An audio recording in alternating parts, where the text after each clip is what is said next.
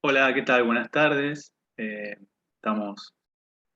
reunidos hoy en esta nueva jornada del Instituto de Investigación de la Facultad de Ciencias Jurídicas de la Universidad de El Salvador. En este caso, para presentar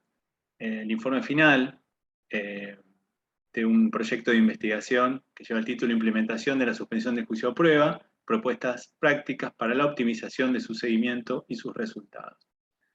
En principio, antes de iniciar a contar un poquito sobre este proyecto de investigación, sobre el informe y la historia, queríamos agradecer a quienes se han hecho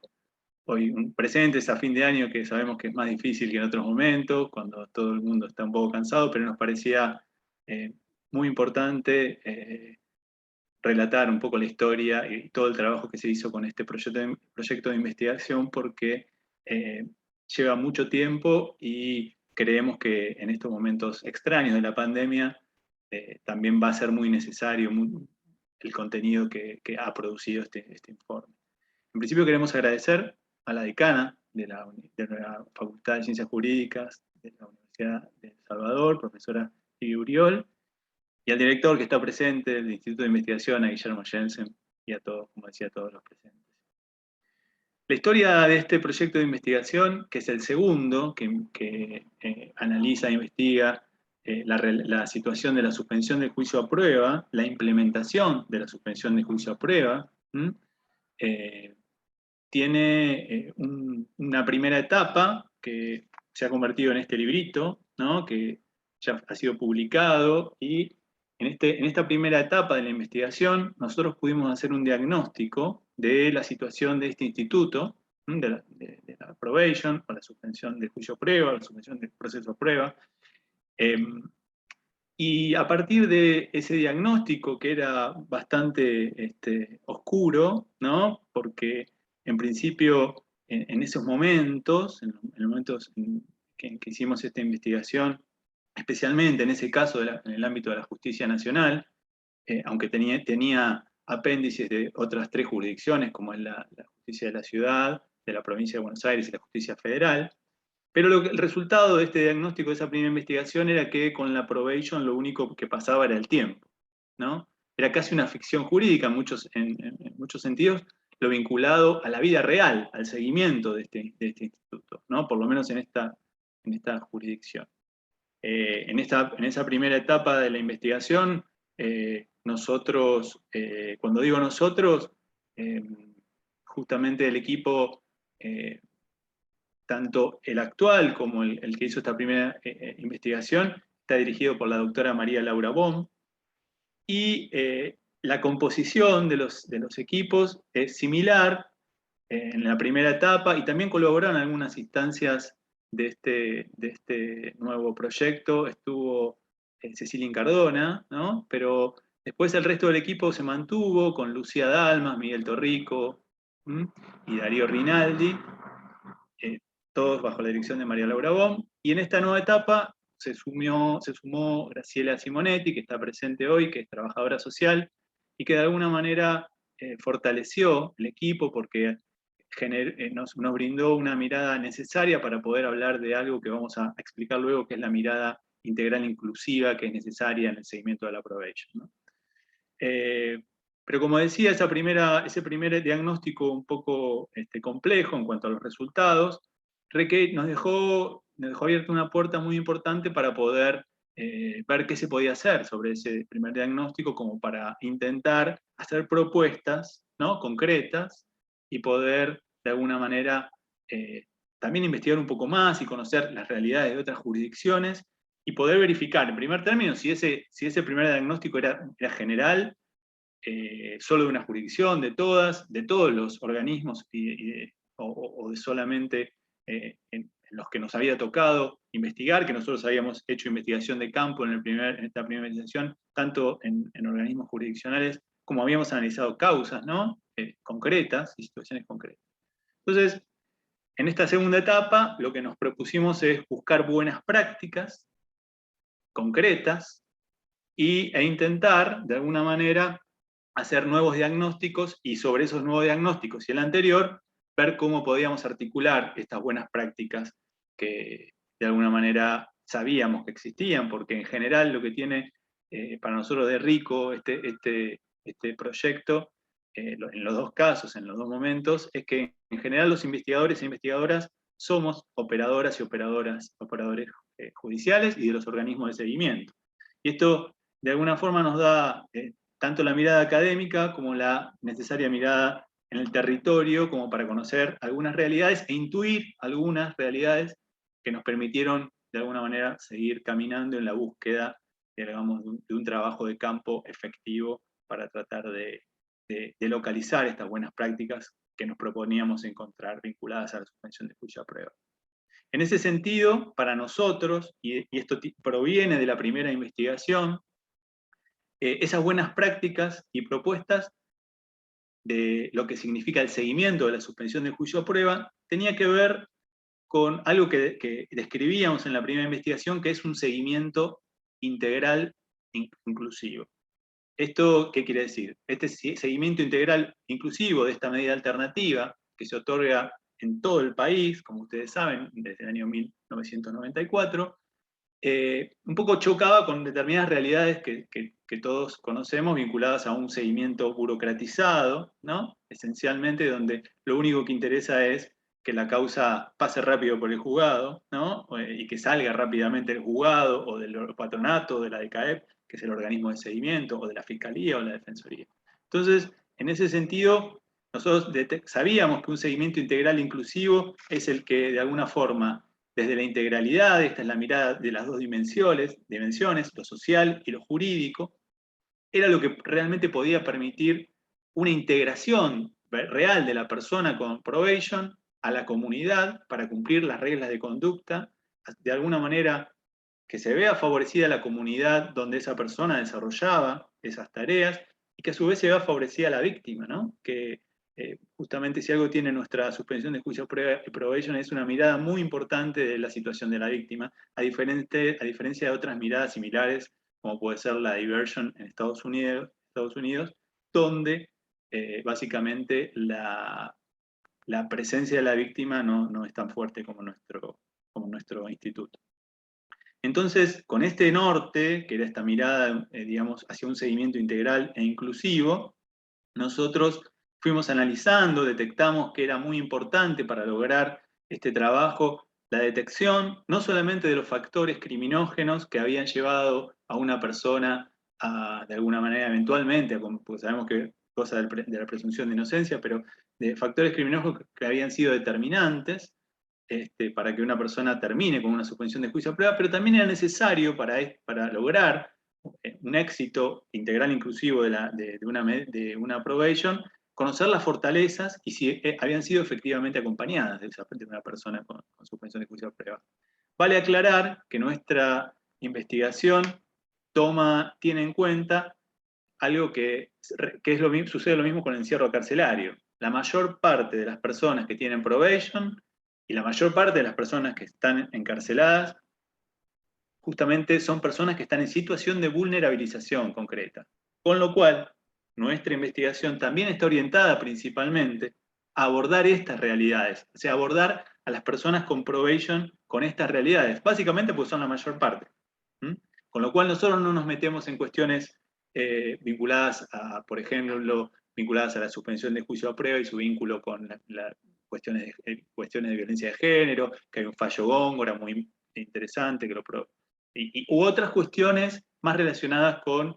algún tipo de delito que no se vincule básicamente con lo que nosotros notamos que fueron muchos casos de delitos, digamos, por delitos de drogas o esencialmente delitos contra la propiedad, ¿no? De poca cuantía, ¿no? Eso básicamente son los casos que nosotros focalizamos el análisis en todas las jurisdicciones. Como les decía, esta nueva búsqueda, ¿no? de buenas prácticas en la suspensión de juicio a prueba, primero detectando problemas, buenas prácticas en algunas jurisdicciones que a su vez pueden ser de alguna manera propuestas en otras jurisdicciones, ¿no? Porque muchas veces las buenas prácticas de una jurisdicción son propuestas en otras jurisdicciones que no las conocían. Entonces, este trabajo, que nos llevó mucho tiempo, digamos, en esta segunda investigación, a todo el equipo, de alguna manera fue exitoso, ¿no? Y un poco el método, ¿no?, que nosotros utilizamos en esta segunda investigación, en principio fue exploratorio, utilizando esta intuición que les mencionaba para ver dónde nosotros empezábamos la exploración, y luego de ese primer acercamiento al campo exploratorio, nos pudimos dedicar específicamente a un trabajo de campo más concreto y más profundo, y pudimos hacer entrevistas en operadoras y operadores del campo de los órganos jurisdiccionales, del Ministerio Público Fiscal, del Ministerio Público de la Defensa, especialmente también, que es muy importante, de los organismos de seguimiento, ¿no?, tanto de CAEP en el ámbito de la justicia nacional y la justicia federal, y Patronato de Liberados de la ciudad, Patronato de Liberados de la provincia de Buenos Aires. Luego de todo este trabajo, ¿no?, que nosotros pudimos hacer, tanto el exploratorio como el profundo y más concreto, de campo, nosotros hicimos un análisis cruzado de todos esos datos con las herramientas conceptuales que antes describimos en este informe final, con todas las herramientas conceptuales que fueron importantes en la investigación anterior, más los que sumamos, las herramientas conceptuales y teóricas que sumamos en esta nueva investigación, más vinculada a estas cuestiones relacionadas con el seguimiento integral inclusivo. De hecho, con Lucía y con Graciela tenemos un trabajo ya publicado que salió hace un mes, donde describimos específicamente lo que es el seguimiento integral inclusivo, que es un adelanto un poco de este informe que estamos ahora presentando y que lo pudimos hacer hace un tiempito. En ese sentido, con estas nuevas herramientas conceptuales, los datos y el análisis que nosotros digamos, efectuamos, pudimos construir cuadros con problemas detectados, buenas prácticas y propuestas. Estos cuadros son cuadros que tienen una existencia diferente para cada una de las jurisdicciones. O sea, hay cuadros para la justicia de la ciudad, 3 cuadros para la justicia nacional, 3 cuadros para la justicia federal, 3 cuadros para la provincia de Buenos Aires. A su vez, cada uno de esos 4 trabajos tiene un campo específico para la situación de pandemia, porque el seguimiento de la suspensión de juicio a prueba, digamos, en estos años diferentes y difíciles, que tienen que ver con la pandemia y la capacidad de los operadores digamos, que hacen el seguimiento tanto de CAEP, Probation, y también de los operadores judiciales, tanto de organismos jurisdiccionales, Fiscalía de Defensa, de efectivamente tener un contacto, se vio mediatizada por la virtualidad también, y eso trae grandes problemas, porque si estamos hablando de un seguimiento integral inclusivo, donde lo humano y esta doble dimensión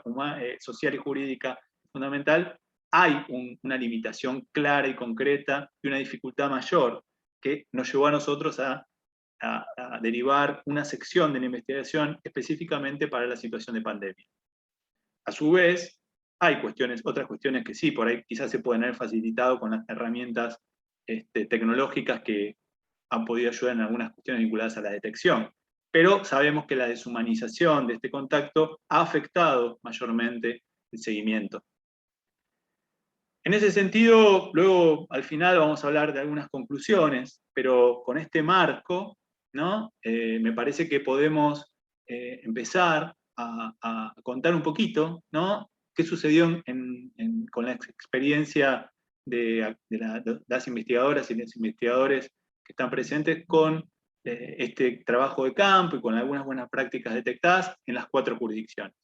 Así que, si están de acuerdo, podemos empezar un poquito a contar qué pasó con la investigación en el ámbito de la justicia de la ciudad. En ese sentido, la investigadora es Lucía Dalmas, que es, además de ser investigadora de este proyecto de investigación, es docente, compartimos una materia de política criminal en la Universidad de Buenos Aires, y a su vez es funcionaria del Poder Judicial de la Ciudad de Buenos Aires. Lucía. Hola, ¿cómo va? ¿Cómo va a todos? Bueno, sí, Leandro ahí estuvo un poco introduciendo en qué consistió la labor de este trabajo que, como él dijo, fue largo, lleva casi 2 años, por eso también nos aborda casi en pleno pandemia, y eso fue algo que lo abordamos también. En mi caso, la tarea investigativa estuvo nutrida de los 10 años de labor en la jurisdicción de la Ciudad de Buenos Aires, que me llevó a recorrer 4 juzgados distintos, con las particularidades que cada uno de esos juzgados tiene, sumado a un primer acercamiento exploratorio, como bien dijo, de contacto con las oficinas que la Ciudad de Buenos Aires cuenta con 3 oficinas de asistencia en el seguimiento, como son la Secretaría de Ejecución, que se conoce, tiene un nombre más largo, el Patronato de Liberados, que si bien interviene más en lo que es penas condicionales, en algunos juzgados se le da intervención para que lo que es la suspensión del proceso de prueba, y la Oficina de Control de Suspensión del Proceso de Prueba, que depende del Ministerio Público Fiscal. La Secretaría de Ejecución, al llevar más contravenciones, por ahí no estuvo tan enfocado el trabajo, pero sí labor tanto exploratoria como después entrevistas exhaustivas con las otras 2 oficinas, con operadoras y operadores de ellas, me permitieron como un poco conocer y nutrir este trabajo de la pata que a mí me faltaba, porque solo tenía el contacto de esas oficinas a través de los informes breves que van acercando a través del seguimiento de la suspensión del proceso a prueba en los juzgados, ¿no? Pues mi labor en estos 10 años siempre estuvo enfocada únicamente en tribunales, nunca me tocó ni Ministerio Público Fiscal, ni Ministerio Público de la Defensa, ni estas oficinas de acompañamiento. Y como así una primer conclusión a la que luego de entrecruzar también con lo que sucedía en las otras jurisdicciones, que a diferencia de lo que contaba Leandro del resultado de la primer trabajo de investigación, que se enfocó más que nada en la justicia nacional, en la Ciudad de Buenos Aires si hay algo que no pasa es el tiempo. Digamos. Hay un marcado labor de control y de seguimiento respecto a las pautas de conducta. Esta parte esta pata de la teoría del abordaje integral inclusivo está, digamos, hay una labor por parte tanto de los juzgados como de las oficinas de control en cuanto a seguir que se cumplan y efectuar un análisis de esas pautas. Lo que sí detectamos es que la pata asistencial, digamos, el abordaje de los factores criminógenos, queda un poco desatendida, ¿no? Esto queda más a criterio del operador o la operadora que intervenga, tanto en las oficinas de control, que por ahí es quienes tienen el mayor contacto con el probado, porque tengamos en cuenta que el juzgado, si todo sale bien, tiene un contacto en la entrevista, en la audiencia de concesión del instituto, y por ahí nunca más vuelve a tener, si la persona cumplió con lo que estaba pautado, no hay otro contacto con esta persona, y entonces la información que tiene es muy poca. Entonces el detectar factores criminógenos, situaciones que necesitan asistencia, o incluso, como decía Leandro, estas situaciones, esta estrella, estas posibilidades de desarrollo de la persona alejándolos de lo que es el sistema penal, no tiene posibilidad de detectarlo. Entonces, esa labor, en el caso de las oficinas de seguimiento, queda muy a criterio del operador y la operadora. Entonces, una de las propuestas, un poco para que vean cómo es la dinámica del trabajo, una de las propuestas en base a este problema es protocolos de actuación, digamos, que no quede a criterio de quien intervenga el caso, sino que sea una guía de actuación en cada caso y ante la detección de estos inconvenientes, y la capacitación, ¿no? Porque también lo que pasa muchas veces es el desconocimiento de la potencialidad que tiene este instituto para la prevención de la reiterancia de conductas delictivas, ¿no? Estamos en una primera intervención estatal muchas veces, donde en una ciudad que, gracias a Dios, por suerte la Ciudad de Buenos Aires cuenta con muchísimos recursos, podríamos intervenir previendo algunas situaciones o dando solución a situaciones de vulnerabilización que nunca se atendieron. Bueno, esto lo perdemos muchas veces si quien toma el contacto no lo ve como necesario. Entonces, protocolos y capacitación creemos que son 2 herramientas indiscutibles para que esto prospere. Y en segundo lugar, también entendemos que digamos, el trabajo en red es lo que se está dejando de lado, ¿no? El Ministerio Público Fiscal, el Ministerio Público de la Defensa cuentan con oficinas encargadas de lo asistencial, pero todavía falta el diálogo entre estas instituciones, o incluso con las oficinas de gobierno a nivel estatal, o lo que es, digamos, que la información esté en todos interactuada, intercomunicada, y eso lo vemos que se pierde, queda muy... cada sector tiene su recursero de instituciones, y por ahí ese recursero no se dialoga entre todos y se nutre, ¿no? Que eso también creemos que un poco serviría para tenerla, digamos, que no sea una búsqueda permanente en cada vez que el operador tenga que intervenir, sino que eso esté a disposición de todos. Y después, eso como buenas prácticas detectamos la labor que tiene la Oficina, por ejemplo, de Control del Ministerio Público Fiscal como propuesta de una intervención previa a la concesión del instituto. Esto tiene que ver con que las reglas de conducta se ajusten a la conflictividad, ¿no? Que no sean esto que hemos detectado a veces a nivel justicia nacional y otras jurisdicciones, donde no se le pongan pautas que solo que tengan que ver con una cuestión burocrática de fijar residencia y asistir a la oficina de control, sino que también puedan atacar la conflictividad. Bueno, esto en la ciudad se tiene, y muchas veces también se garantiza en una mejor condición cuando se hace esta entrevista previa, que permite también determinar facilidades de horario, cercanías al domicilio, y entonces ajustar un poco más a una regla de conducta que sea posible de cumplimiento y que además preste una atención a la conflictividad. Luego también tenemos esta cuestión de fijar periodos de control, digamos, de revisión de estas reglas periódicamente, ya sea trimestral. Algunos juzgados lo hacen, por ejemplo, cuando empecé trabajando en el juzgado que actualmente estoy, eran controles trimestrales, ahora se hacen mensualmente. Bueno, esta cuestión de no dejar que termine el periodo y encontrarnos con una persona que nunca estuvo en contacto con estas oficinas, bueno, exigir este seguimiento cada 3 meses, cada un tiempo de periodicidad que permite ver qué está sucediendo, ¿no? Porque obviamente, por ejemplo, en pandemia no es lo mismo la persona que empezó a cumplir una suspensión del proceso a prueba en diciembre de 2019 con una realidad totalmente distinta a la que nos encontramos después en marzo, abril del 2020, y esto es digamos, en pandemia se vio reflejado muchísimo como 4 meses, cuando, digamos, en penal lo mínimo que tenemos es 1 año, 4 meses cambia la realidad de una persona, y entonces este análisis a mitad del tiempo o previo al cumplimiento siempre nos permite detectar cuestiones que cumplido el plazo ya serían más conflictivas. Y por último, bueno, viene la situación de pandemia que nos dejó en ciudad, por ejemplo, la necesidad y la adaptación de los recursos y las exigencias a la realidad que estaba sucediendo, la rápida adaptación a cursos de manera virtual, esta posibilidad de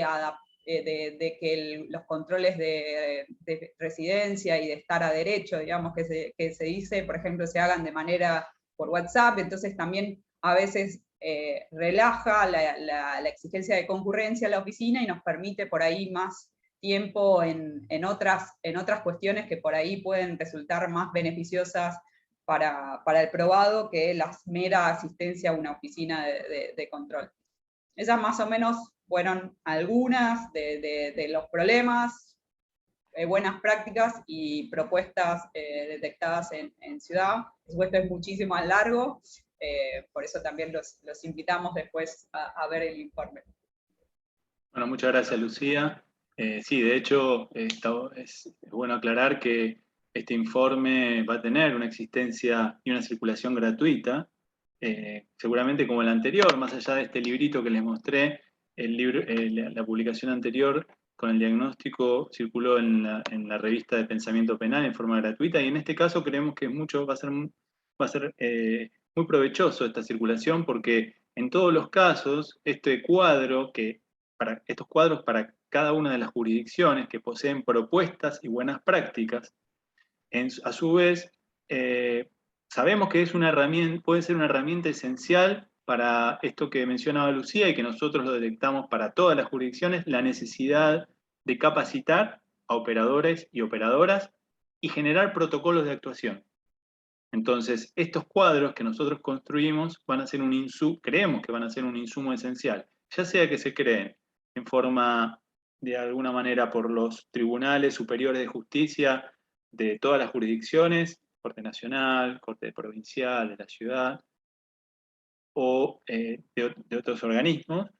o sino también para la creación de protocolos internos de cada juzgado o de cada organismo específico de seguimiento. Entonces, estos cuadros creemos que van a ser un insumo esencial en ese sentido.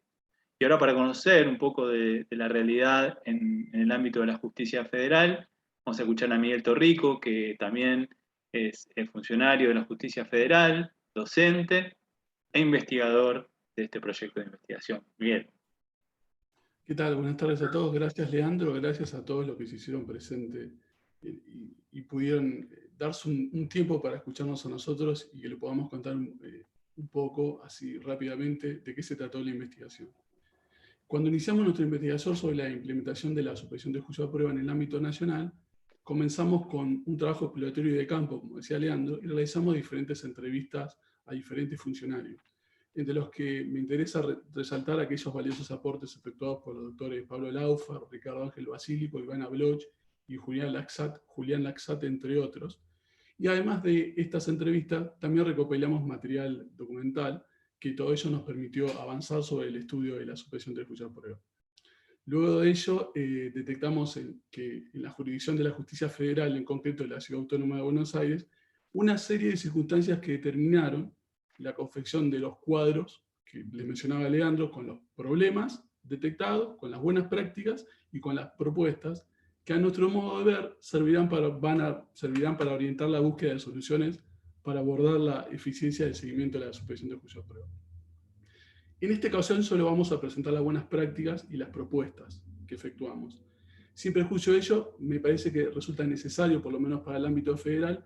abarcar o por lo menos mencionar uno de los problemas fundamentales que detectamos, porque a partir de su conocimiento ustedes van a poder comprender mejor las buenas prácticas y las propuestas que le vamos a presentar en este encuentro. Ahora bien, uno de los grandes inconvenientes que presenta la justicia federal es la sobrecarga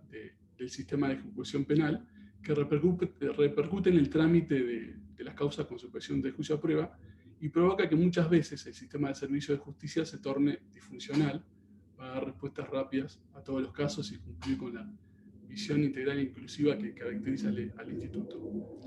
Esta sobrecarga, en la mayoría de los casos, viene dada por una ausencia de una estructura sólida para contener la demanda que requiere no solo los trámites de personas con suspensión de juicio a prueba, sino también de los detenidos con sentencia firme y los que, pese a permanecer en libertad, registran penas en suspenso. Estos inconvenientes en el plano federal nos retrotraen a la acordada 2 del 2019 de la Cámara Federal de Casación Penal, mediante la cual se le otorgó competencia de ejecución penal a todos los tribunales orales de lo criminal federal y de penal económico. El inconveniente con esta organización jurisdiccional que determinó la acordada radica en que se crearon informalmente secretarías de ejecución penal dentro de cada uno de los tribunales. ¿Pero qué pasó? No se le otorgó recursos propios. Cuando hablo de recursos propios hablo de una oficina propia, de un personal suficiente y capacitado con esta mirada integral e inclusiva y su eficacia. Y es más, a esta altura tampoco todavía no tienen una vocación funcional exclusiva en el trámite de ejecución penal. Por lo cual, carecen de un escalafón propio para llevar a cabo todos los fines que motivaron la implementación del Instituto de la Suspensión del Juicio a Prueba. Con relación a ello, entonces, insistimos que la Secretaría de Ejecución Penal en el plano federal, que funcionan dentro de cada tribunal, no cuentan con una oficina y un personal propio, ni un escalafón propio, como sí sucede en aquella estructura sólida y afianzada que podemos observar en los juzgados nacionales de ejecución penal, pese a que ambos fueros tienen las mismas obligaciones, funciones de control y de supervisión. Actualmente la organización de la Secretaría de Ejecución Penal varía según el criterio y la disposición de cada tribunal oral, lo cual puede resultar a veces muy disímil, ¿no?, si intentamos comparar la forma en que trabaja cada uno de ellos. Esto en cuanto al problema general que presentan la Secretaría de Ejecución en el Foro Federal. Se las adelanté, se las anticipé y se las expliqué ahora al inicio para que ahora podamos ver de qué se tratan estas buenas prácticas y las propuestas que nosotros proponemos para el Foro. Bueno, estos inconvenientes que detectamos nos permitió efectuar un relevamiento de buenas prácticas que son llevadas a cabo por los tribunales orales, ¿no?, por los órganos judiciales, ya sean jurisdiccionales y del Ministerio Público, y pese a los inconvenientes que le mencioné anteriormente. Entre las buenas prácticas que detectamos que son llevadas a cabo por los órganos judiciales de la Justicia Federal es la detección o la derivación responsable que se efectúan en los tribunales cuando se detecta alguna problemática o necesidad inclusiva del probado, que concluyen por lo general en derivaciones hacia institutos que se complementan con la DECAEP, a fin de brindarle un apoyo terapéutico extra. Por ejemplo, cuando se constata que el probado registra un problema de consumo problemático, se le suele imponer como regla de conducta que realice un tratamiento en el CEDRONAR u otra institución con el objeto de prevenir ese consumo problemático. Lo mismo sucede en aquellos casos en donde a un probado se le imputa el delito de falsificar un título secundario o un diploma universitario. En esos casos se le suele imponer como regla de conducta adecuada a sus necesidades, la continuación y o la finalización de los estudios secundarios durante ese plazo de suspensión. Otra de las buenas prácticas que detectamos son la metodología que implementan los tribunales relacionada con pedidos de informes de manera trimestral, que Lucía recién les mencionaba que por lo menos en el ámbito de la justicia de la ciudad ahora se están haciendo de manera mensual. Por lo general, en el ámbito federal detectamos que hay una buena práctica y los informes son pedidos de manera trimestral, que tienen, por supuesto, como objeto detectar a tiempo durante el proceso de suspensión y readecuar los problemas que pueda llegar a presentar el probado y readecuar las pautas a fin de que sea posible cumplir con las obligaciones y las reglas de conducta que le fueron impuestas. Así detectamos también como una buena práctica la adecuación de esas reglas de conducta que se le imponen al procesado y las de trabajo comunitarios no remunerados,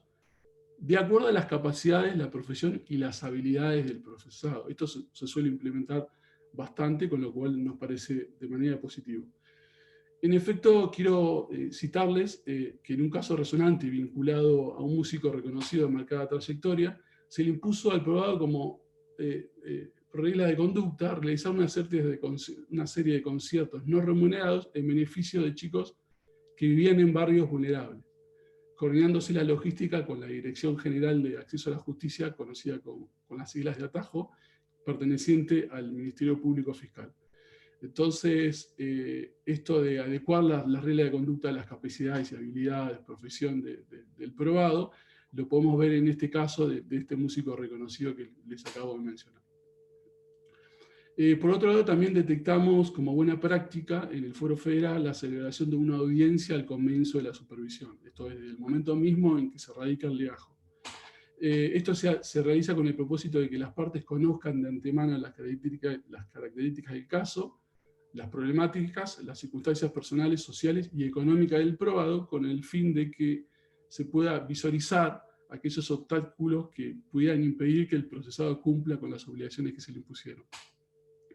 Ahora bien, en lo atinente a las propuestas que nosotros encontramos atinadas para mejorar la intervención de los órganos judiciales, entendemos que resulta necesario, como lo venía repitiendo Leandro y Lucía, la capacitación permanente y el dictado de cursos y programas por parte de la Corte Suprema de Justicia de la Nación y el Ministerio Público Fiscal para comprender mejor los alcances y los fines de la suspensión de juicio de prueba. fundamentalmente sobre la importancia de una intervención temprana y preventiva respecto de la persona que recién se inicia en el delito. Por otro lado, consideramos que ello debe estar acompañado de, como lo mencionamos también, de protocolos internos que apunten a un efectivo seguimiento integral e inclusivo y el aumento de personal e implementación de una estructura escalafonada dentro de cada Secretaría de Ejecución Penal en el ámbito federal. Asimismo, entendemos que la creación formal de esta Secretaría de Ejecución Penal, que todavía es una deuda pendiente, resulta es una deuda que nos dejó la acordada 2 del 2019, con lo cual sería una buena propuesta que estas secretarías se formen realmente por separados de la Secretaría General del Tribunal. Otra solución que nos ocurre con relación a las Secretarías de Ejecución Penal, y de alguna manera descomprimir la sobrecarga, es la creación de una Secretaría General de Suspensión de Juicio de Prueba, común para todos los tribunales orales federales. A ver, podría ser una sola, podrían ser dos, podrían ser más. Lo ideal es que mediante estas Secretarías de Ejecución Penal, que nuclea a todos los tribunales orales, se descomprima el trámite, se agilicen los trámites, se mejore la calidad del control y el seguimiento y se unifiquen criterios también para mejorar esta mirada integral e inclusiva y su correcta aplicación y funcionalidad del instituto. A su vez también proponemos para el ámbito federal y para el resto de las jurisdicciones también, que la utilización de un lenguaje claro e inclusivo. ¿Por qué decimos esto? Porque lo proponemos para deformalizar y abandonar los términos jurídicos complejos, que muchas veces tienden a confundir al imputado sobre las reglas de conductas y las obligaciones que tiene que hacer. De esta manera, utilizar un lenguaje claro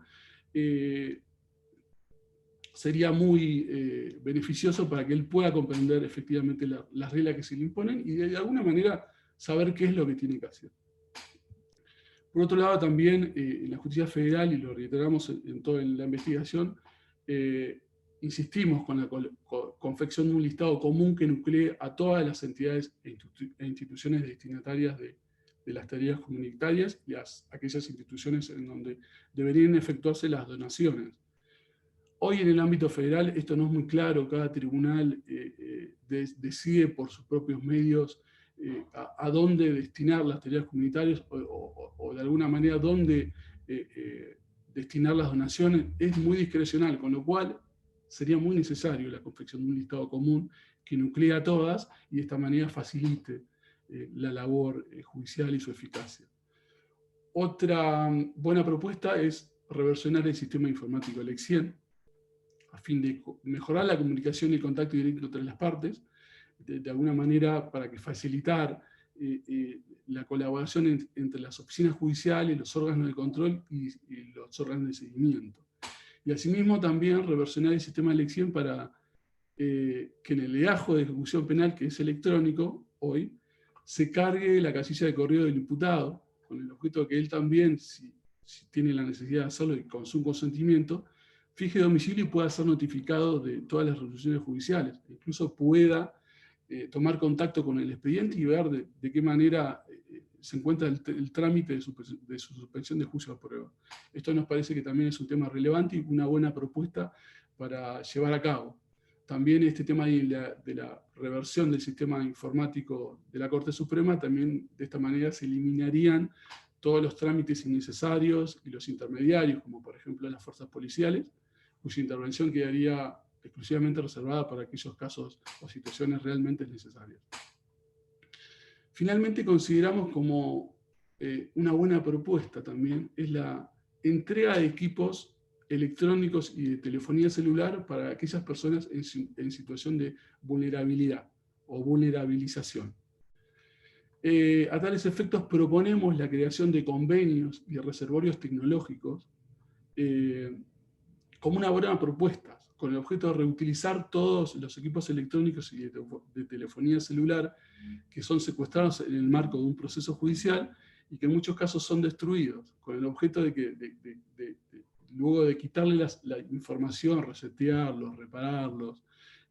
a partir, no sé, de convenios con universidades o reparticiones tecnológicas del Estado, luego de resetearlos, adjudicarlos posteriormente a fin de que estos equipos puedan sostener y mejorar el seguimiento y la comunicación con aquellos proveedores que no cuentan con esos recursos tecnológicos. Por supuesto que esto es una medida también extensible para todos los ámbitos y todas las áreas o los foros judiciales en los que se extiende nuestra investigación. Así que en concreto son estos. Los problemas generales y luego de ello las propuestas que les efectúan están basadas en estos problemas y también las buenas prácticas. Así que espero que cuando próximamente va a estar nuestro proyecto a la mano de todos ustedes, así que espero que lo disfruten y que puedan, y si tienen alguna propuesta nueva que nos hagan saber y ojalá, bueno, que lo disfruten y espero que sea provechoso. Bueno, muchas gracias, Miguel. Sí, básicamente la finalidad concreta de esta construcción, de este informe, más allá de que va a ser un material académicamente accesible que va a servir para nuevas investigaciones, ¿no? Pero en sí la idea es que sean herramientas útiles para los operadores y las operadoras digamos, de todos los espacios judiciales y de los órganos de seguimiento, y que esa herramienta útil a su vez genere básicamente que la labor de los operadores y operadoras sea más integral e inclusiva, o sea que quienes van a verse favorecidos realmente con la utilización de estos cuadros que generen protocolos y capacitaciones son las personas en situación de vulnerabilización que tienen una probation en todas las 4 jurisdicciones que nosotros abordamos con la investigación. Así que un poco esa es la idea. Y ahora vamos a pasar, quizás queda para el final también lo que creemos que también muchas veces es más importante, porque hablamos mucho de juzgados, de defensorías y de fiscalías, si bien hay que aclarar que la Defensoría General de la Nación ha sido de las primeras oficinas que han empezado a hacer estas capacitaciones que nosotros mencionamos. De hecho, con Graciela compartimos más de una y han empezado a capacitar con esta mirada integral inclusiva, ¿no? Desde la Defensoría General de la Nación, y hay que destacarlo. Y en este caso dejamos para el final, digamos, empezar a trabajar lo que tiene que ver con la provincia de Buenos Aires, con la Justicia Nacional, pero en especial también lo que tiene que ver con el Patronato de Liberados y con la DECAEP, que son las oficinas encargadas efectivamente de hacer el seguimiento, ¿no? Digamos, de estas medidas. Así que voy a presentar a Graciela Simonetti, que es trabajadora social y que es investigadora de este proyecto de investigación sobre la suspensión de juicio. ¿Qué tal, Graciela? Bueno, buenas tardes.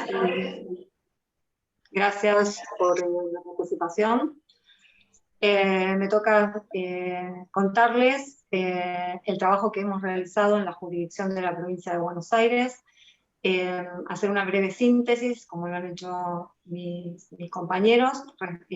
ordenada en términos de dificultades, prácticas y propuestas relevadas en las entrevistas que realizamos. Respecto de la supervisión de juicio de prueba, cabe mencionar que todas las entrevistas realizadas han relatado y han reflexionado críticamente respecto de los cambios institucionales que se han desarrollado en la jurisdicción a partir de un convenio firmado en el 2017 por la entonces Secretaría de Derechos Humanos, de la cual dependía el Patronato de Liberados bonaerense y el Ministerio Público Fiscal. A partir de este convenio se generan oficinas de control administrativo de la medida de la suspensión de juicio a prueba en todas las departamentales del territorio provincial. Mientras que la asistencia y el tratamiento de problemáticas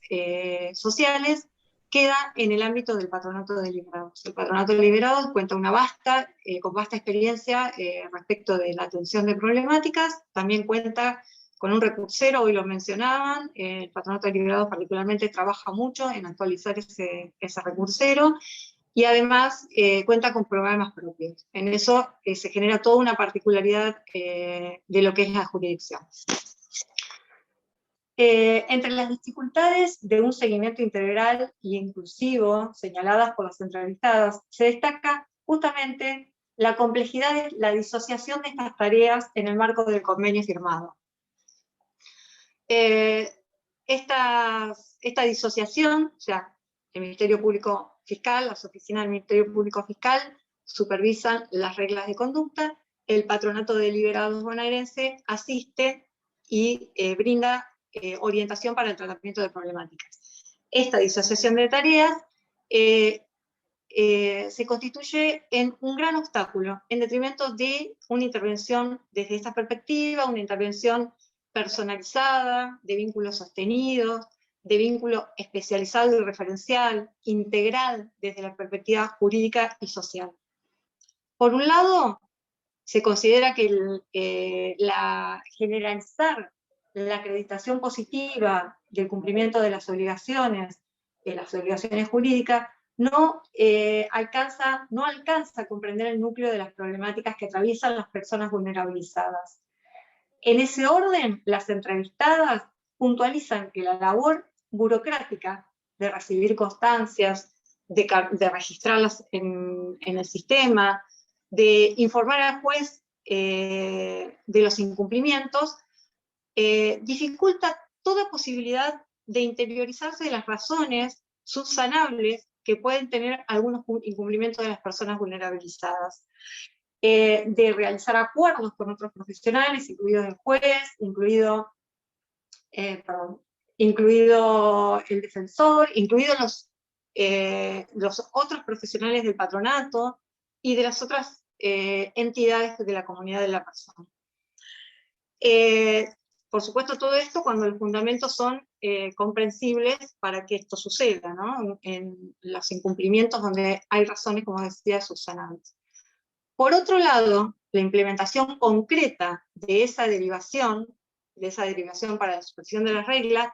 precariza en el ámbito del patronato el vínculo técnico-asistencial. ¿Por qué? Porque las personas a veces se dificulta asistir a una de las oficinas, también al patronato deliberado, y el generar ese vínculo de confianza y sostenido en el tiempo es una de las problemáticas planteadas. Si bien las entrevistadas claramente refieren que el patronato deliberado sigue sosteniendo las primeras entrevistas, sigue instrumentando las encuestas sociales de todas las personas, y en particular de los probados, y en particular de las personas vulnerabilizadas, en el marco de la entrevista,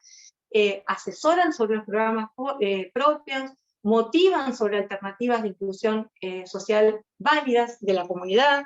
pero el trabajo, ya lo repito, el trabajo sostenido, quizás también para anticipar problemáticas, para trabajar desde una perspectiva preventiva, restaurativa de derechos, se hace más dificultoso.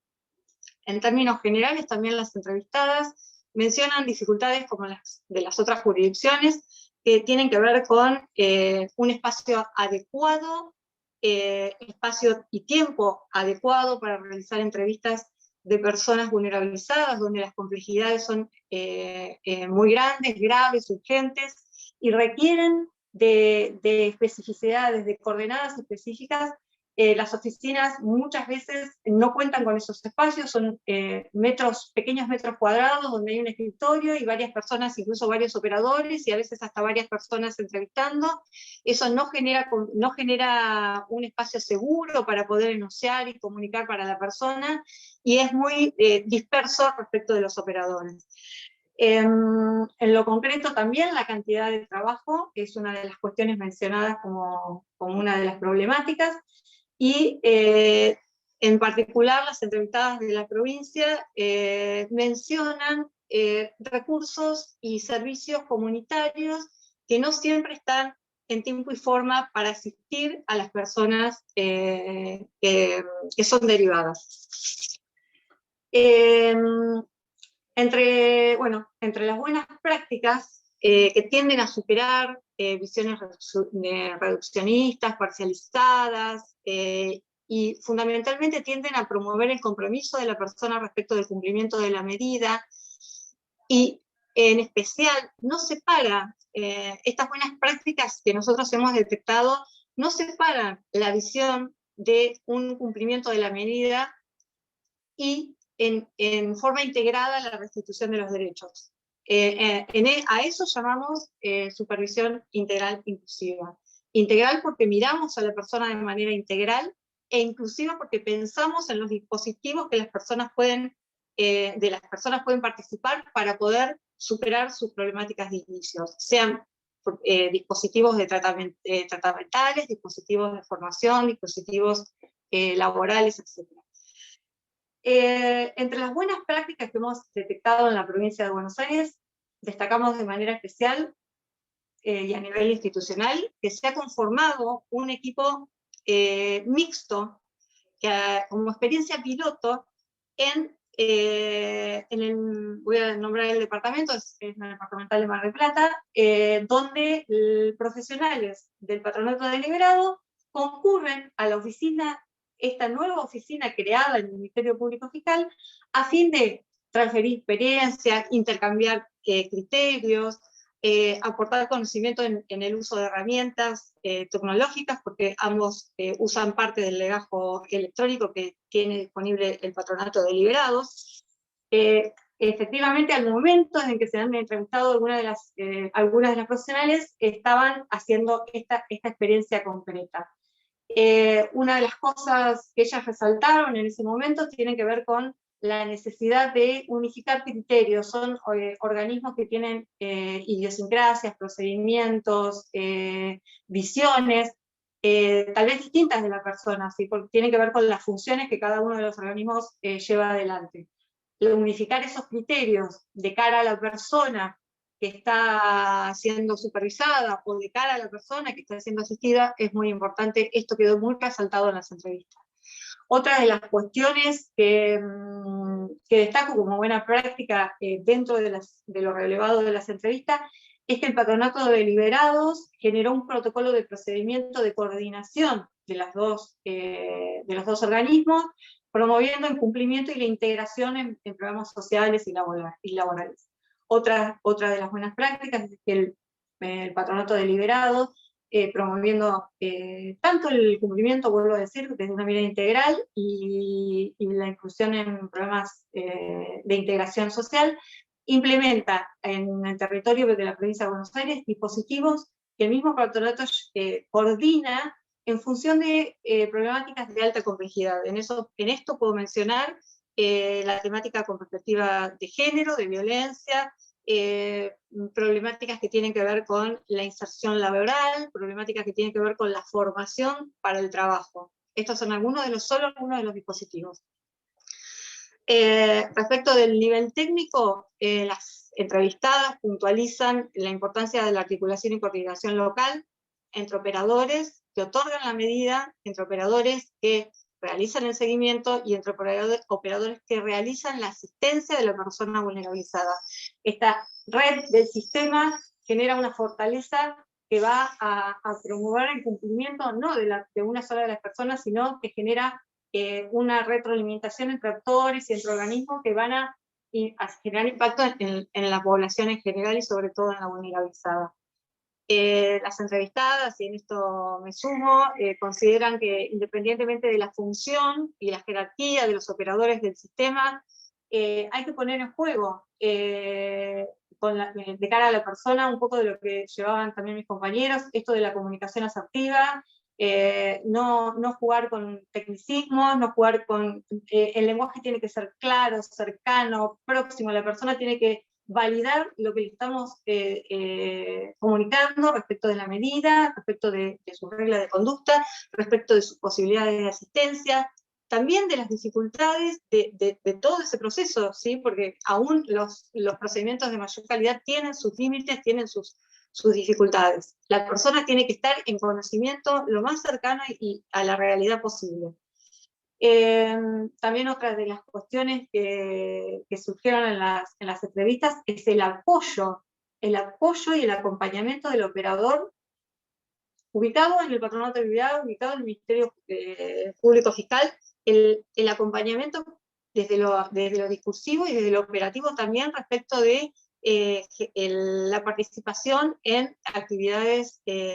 inclusivas y socialmente válidas, ¿no? creemos que esto establece un juego entre el cumplimiento y la integración, y viceversa, entre la integración y el cumplimiento, que se fortalece en esa red que se hace entre operadores.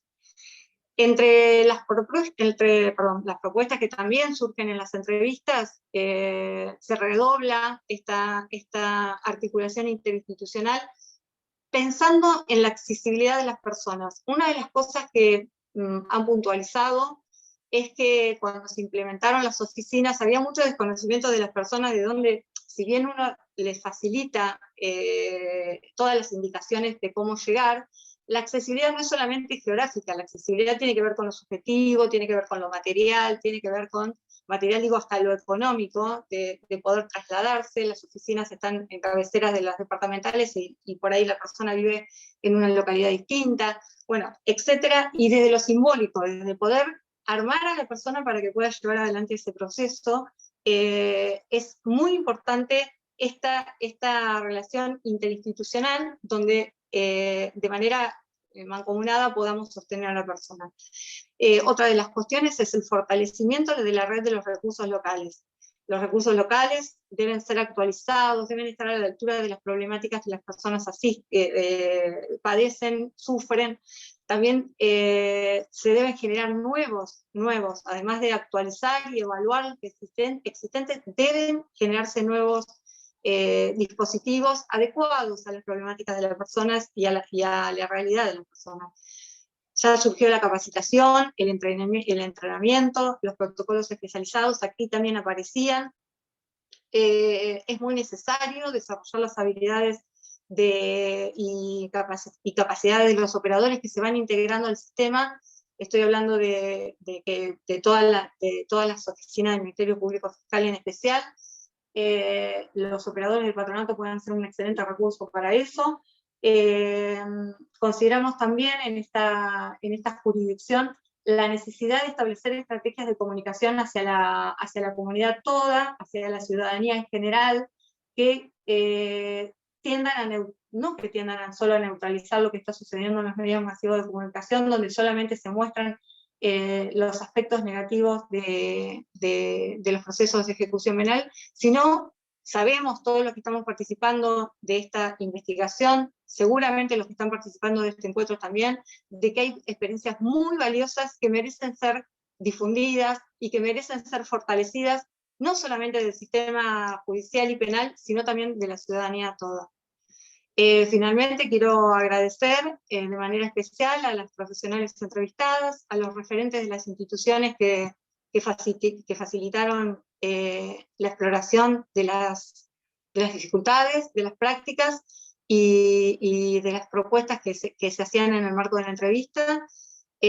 Fundamentalmente la predisposición y el interés en la temática se demostró en esas instancias. Así que gracias y bueno, seguimos trabajando.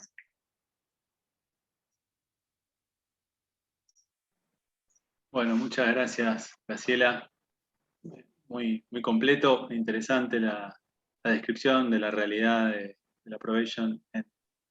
la provincia de Buenos Aires, esencialmente a partir de ese momento histórico, 2017, que vale decir que a partir de ese momento que mencionaba Graciela, 2017 al 2019, se redujo en un 50% la cantidad de probations que figuraban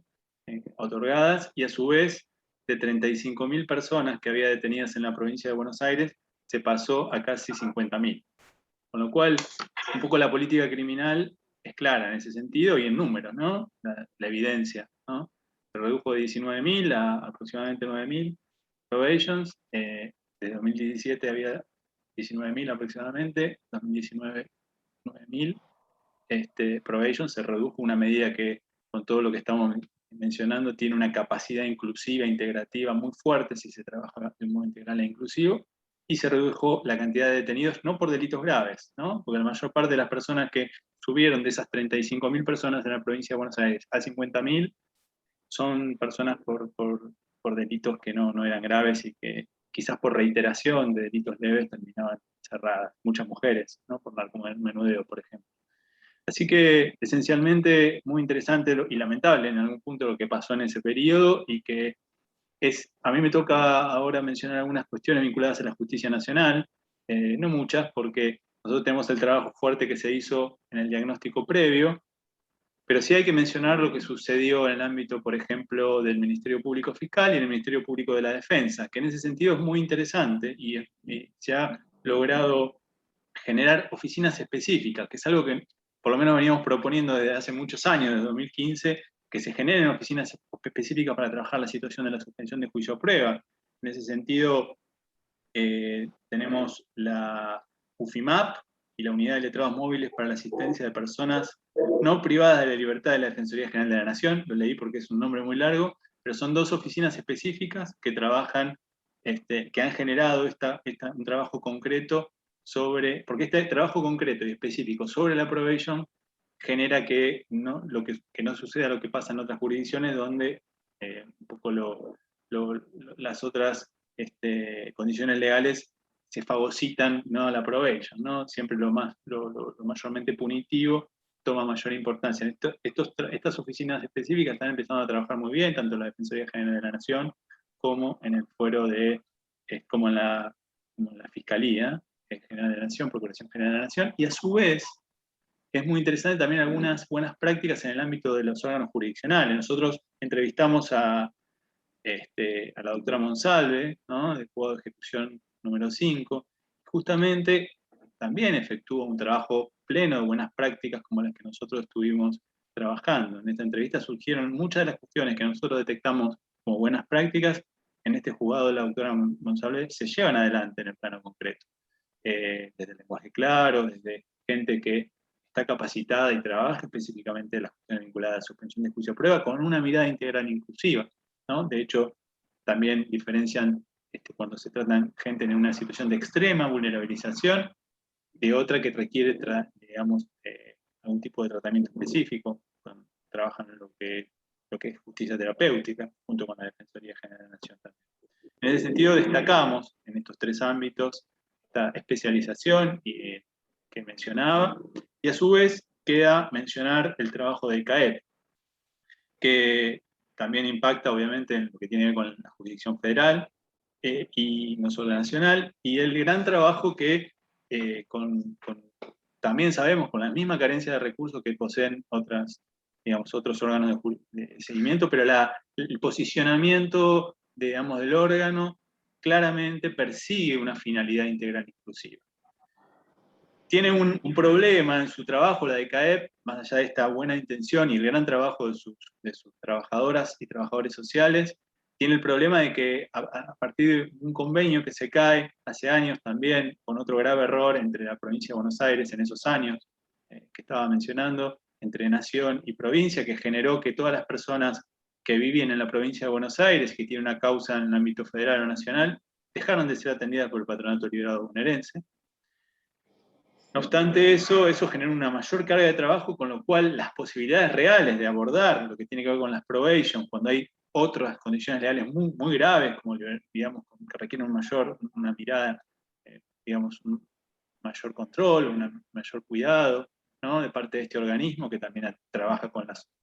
libertades condicionales, con las libertades asistidas, con las salidas transitorias, con la prisión domiciliaria, ha generado, sí, a veces, pero no por una carencia en la mirada integral inclusiva, sino porque muchas veces los recursos no dan, porque aparte se ha tenido que extender a la realidad de todas las personas con una causa en el ámbito nacional o federal que viven en la provincia de Buenos Aires. En ese sentido, también entrevistamos a la directora de la CAEP, a Virginia Barreiro, que tiene este trabajo tan interesante que están llevando a cabo desde esa oficina, con estas limitaciones claras que no dependen de ella, sino que claramente es con lo que se puede trabajar, pero sí, cuando hicimos las entrevistas, surgió que esta expansión, ¿no?, que normativamente está establecida, que la DECAEP tiene que avanzar, ¿no?, como organismo nacional en otras jurisdicciones, en otras provincias, en la provincia de Buenos Aires y en otras provincias, como efectivamente empezó, y que últimamente, dada estos problemas que estamos mencionando, digamos, se está por construir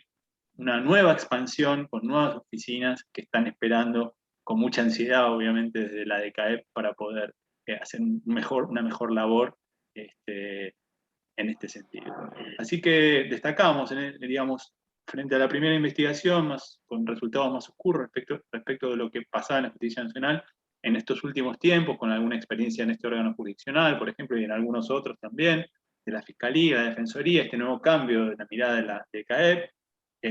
digamos, desde hace algunos años. La orientación es buena, hay un buen fin y ahí es necesario, sí, dotar de mayores herramientas como para poder hacer efectivo, pero que de alguna manera parece que el camino está bien trazado y faltan algunas decisiones de política criminal como para poder terminar de concretar. Dicho estas buenas prácticas o estos cambios positivos en el ámbito de la justicia nacional, luego de esta investigación, diagnóstico previo, que esta última investigación dura 2 años, pero el diagnóstico previo duró otros 2 años. O sea, esta es una investigación que ya lleva muchos años, no solamente los últimos 2 de esta última. Y bueno, me queda por mencionar algunas conclusiones generales en cuanto a que nosotros estamos convencidos, luego de estas 2 investigaciones, que nuestra normativa es muy buena. La normativa de probation que poseemos está construida, digamos, con unas buenas herramientas normativas que incluyen la situación de la víctima, prevén la situación de la comunidad y tienen un análisis realmente, al ser creada una mirada integral inclusiva, que nosotros trabajamos al seguimiento, pero así fue creada la norma. Los procesos de distorsión fueron justamente por la manera en que fue operada, pero tiene mucho esta norma todavía para ofrecer, ¿no? En ese sentido, nuestra conclusión es que no es necesario ningún cambio normativo, sino que los cambios tienen que ver con estas propuestas que nosotros hacemos en los 4 cuadros para que en cada jurisdicción pensamos que podría mejorar el seguimiento de la suspensión de juicio previo. Dicho esto, queda finalmente por mencionar, y me gustaría leerlo, algo que es parte de la conclusión, ¿no? Digamos, de nuestro informe final, que justamente tiende a lo que buscábamos es lograr desde la sinergia entre la academia y el territorio de operadoras y operadores, que la vida y el futuro de una persona con un conflicto penal que terminó en una suspensión de juicio a prueba mejore. Asimismo, en ese efecto positivo también puede extenderse a la víctima y toda la comunidad. Esta investigación nos ha permitido ver que es realmente posible que la investigación mejore efectivamente la vida de la población y que ello está a nuestro alcance. Así que un poco con esta conclusión y esta efectividad que nosotros vemos en la investigación, en este campo, que es posible que cambie la vida de las personas con esta sinergia con el territorio y el trabajo de operadores y operadoras, queremos dejar abierto que ustedes puedan leer próximamente este informe cuando circule, y también dejar abierto si alguno o alguna tiene alguna pregunta, estamos abiertos a responder, y si no, sabemos que son momentos, digamos, del año difíciles para todos y todas, y ya han hecho un gran esfuerzo en estar hoy con nosotros. Así que, si no hay preguntas... Te robo un minuto el micrófono porque es verdad que olvidé agradecer, como hicieron mis compañeros, a los operadores y operadoras tanto del Patronato de Liberados como la Oficina de Control, que la verdad que creo que en eso hemos tenido la mayoría la misma situación de encontrarnos con muchas operadoras, y de las buenas prácticas salen casi, en algunos casos, personalmente de ellos, en caso de Fabricio, en Sonia, del Patronato, que entrevisté y que nos permitieron esta investigación, ¿no? Porque si no, todo esto hubiese quedado en nada. Por supuesto, y como sí lo mencionó Miguel, lo mencionó Graciela, digamos, a las operadoras de Mar del Plata, nosotros también a gente de la Defensoría General de la Nación, de la Fiscalía, también del juzgado de la doctora Monsalve, efectivamente también desde el ámbito de la ciudad era necesario, así que gracias, Lucía. Creo que no hay pregunta, ¿verdad? Así que no sé si te parece, Guillermo, podemos ir cerrando. No hay. Así Sí. que bueno, muchas gracias por todo. No, muy brevemente, bueno, ahí esperamos también si hay alguna consulta más, en nombre del Instituto y de la Facultad de Ciencias Jurídicas, agradecerles a todo el equipo de investigación por el trabajo realizado. Es un gusto siempre que en el Instituto existen este tipo de proyectos. Disfrutamos mucho hemos disfrutado estos últimos 2 años ha sido dificultoso porque no hemos podido darle continuidad a una dinámica de encuentros presenciales, de trabajo en equipo, que es siempre tan gratificante y que me parece que la pandemia ha hecho que valoremos aún más. Pero bueno, muy contento de esta presentación, de este trabajo, que es la continuidad, y esperemos que sea, que inspire nuevos proyectos de investigación, tanto en nuestra facultad como en otras instituciones, porque es una línea muy importante. Y agradecerle a todo el equipo, a Leandro en particular, siempre por su disposición y su actividad, y a la doctora María Laura Bon, que desde Extraña Jurisdicción siempre aporta, apoya y nos prestigia colaborando en la investigación de la facultad. Así que nada más, Leandro, todo tuyo. Bueno, muchas gracias. Queríamos agradecerte mucho, Guillermo, y por eso escucharte también nos gratifica. Sí, claramente, volver a agradecer a todas las personas que hoy hicieron un ratito, obviamente a Lucía, a Graciela, a Miguel, a Darío, que también está presente y gran parte de la investigación de la Justicia Nacional la efectuó, a todas las personas que entrevistamos, operadores y operadoras del territorio, y esencialmente sí a la doctora María Laura Bob, que nos prestigia mucho esta investigación con todos sus aportes criminológicos, y de la cual, más allá de haber sido nuestra maestra en muchos sentidos, respecto de esta investigación en concreto también, cada aporte de la directora la mejora. Así que bueno, nada, muchísimas gracias a todos y todas, y esperemos verlo pronto cuando presentemos este libro, y digamos que va a suceder, supongo que a principios del año que viene. Gracias.